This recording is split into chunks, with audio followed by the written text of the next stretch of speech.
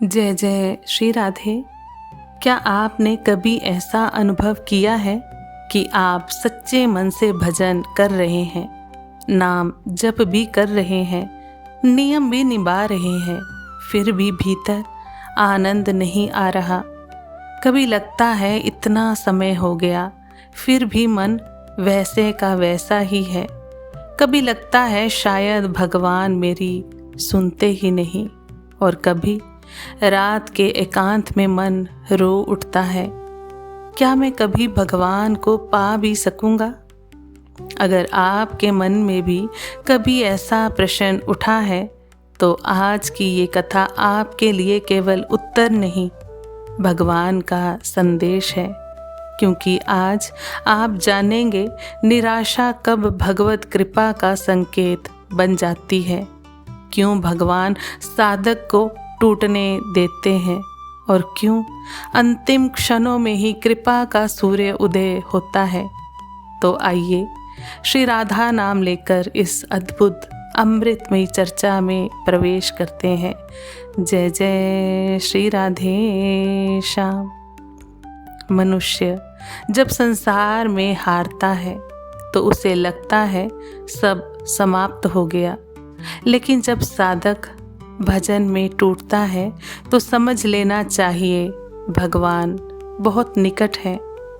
एक साधक ने प्रश्न किया, मैं सच्चे हृदय से साधना करता हूँ, नियम से स्वाध्याय भी करता हूँ, नाम जप करता हूँ, निषिद्ध कर्मों से बचने का प्रयास करता हूँ, फिर भी ना कोई आनंद है, ना कोई स्थिति है, मन केवल निराशा से भरा रहता है।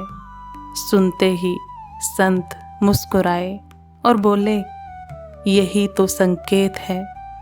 उन्होंने कहा, जब अर्जुन ने भगवान से कहा था, मैं आपका शिष्य हूँ, मैं आपकी शरण में हूँ, उसी क्षण उसकी विजय निश्चित हो गई थी। लेकिन विजय निश्चित होने के बाद भी उसे 18 दिन तक युद्ध करना पड़ा। घाव भी लगे, निराशा भी आई, रोना भी आया। कई बार लगा अब हार जाएंगे, पर वास्तव में वही सब उसकी विजय की सूचना थी।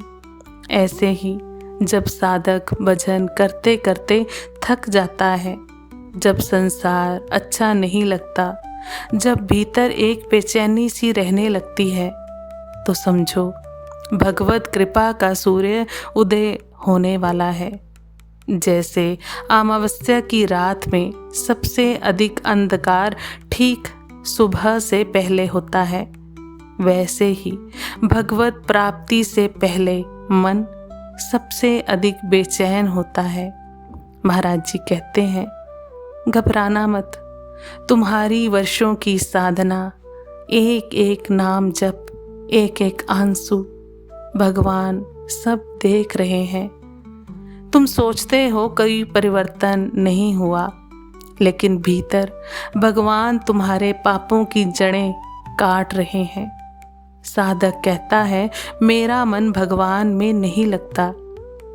महाराज जी कहते हैं, फिर भी तुम बार बार उसे भगवान में लगा रहे हो ना, बस यही तुम्हारी विजय है।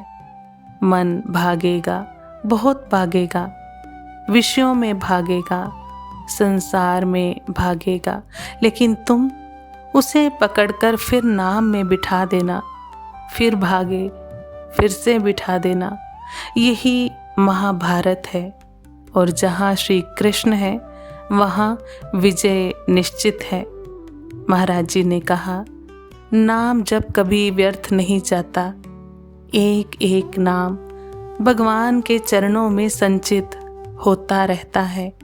जैसे कोई व्यक्ति तिजोरी में धन जोड़ता है, वैसे ही साधक नाम जोड़ता है। धीरे धीरे एक दिन वही नाम उसका जीवन बदल देता है। फिर उन्होंने एक अद्भुत बात कही, जब सहा ना जाए तो भगवान से प्रार्थना करो। लेकिन कैसी प्रार्थना?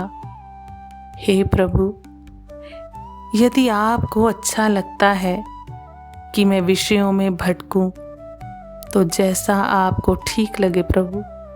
लेकिन यदि आपको अच्छा नहीं लगता, तो फिर ये सब मेरे जीवन में है क्यों है प्रभु। बस इतनी सी प्रार्थना और फिर नाम जप। पूज्य महाराज जी कहते हैं, भगवान से भी बढ़कर भगवान का नाम है।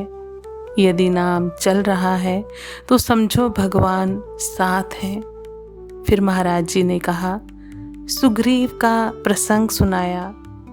भगवान ने कहा, जा। बाली को ललकार कर सुग्रीव गया, लेकिन बाली ने बहुत पीटा। भगवान देखते रहे। जब सुग्रीव पूरी तरह टूट गया और बोला, अब मुझ में शक्ति नहीं, तब भगवान ने कहा, अब मेरी बारी। यही हमारी साधना में भी होता है। जब तक भीतर अहंकार रहता है, मैं कर लूँगा, तब तक भगवान देखते हैं। लेकिन जिस दिन साधक रोकर कह देता है, प्रभु अब मैं नहीं कर सकता, उसी दिन कृपा बरसती है। भगवान तुम्हें छोड़ते नहीं, वो केवल तुम्हें अपने योग्य बना रहे हैं। फिर एक दूसरा प्रश्न आया, यदि मैं छल कपट से धन कमाकर संत सेवा और भगवत सेवा करूं, तो क्या मुझे भगवत प्राप्ति होगी? पूज्य महाराज जी बोले, नहीं, क्योंकि पाप से कमाया हुआ धन भगवान को स्वीकार नहीं। ये बीज विष का है, तो फल अमृत का कैसे होगा? भगवान को धन नहीं चाहिए, भगवान को शुद्ध भाव चाहिए। थोड़ा कम हो पर ईमानदारी का हो, तो वही भगवान को प्रिय है। फिर महाराज जी ने कहा, एक बार जिसने भगवान की शरण ले ली, भगवान उसे कभी नहीं छोड़ते। चाहे कितनी निराशा आए, चाहे कितने विकार उठें, चाहे भीतर कितना अंधकार हो, यदि भजन नहीं छोड़ा तो समझ लेना तुम्हारी सुबह बहुत निकट है।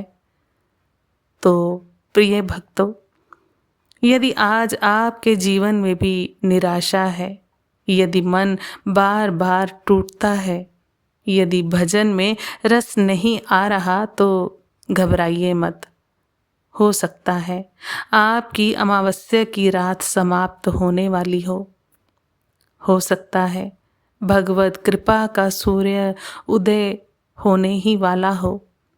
बस एक बात याद रखना, भजन मत छोड़ना, नाम मत छोड़ना, प्रार्थना मत छोड़ना, क्योंकि जिसे भगवान पकड़ लेते हैं, उसे संसार की कोई शक्ति नहीं छुड़वा सकती।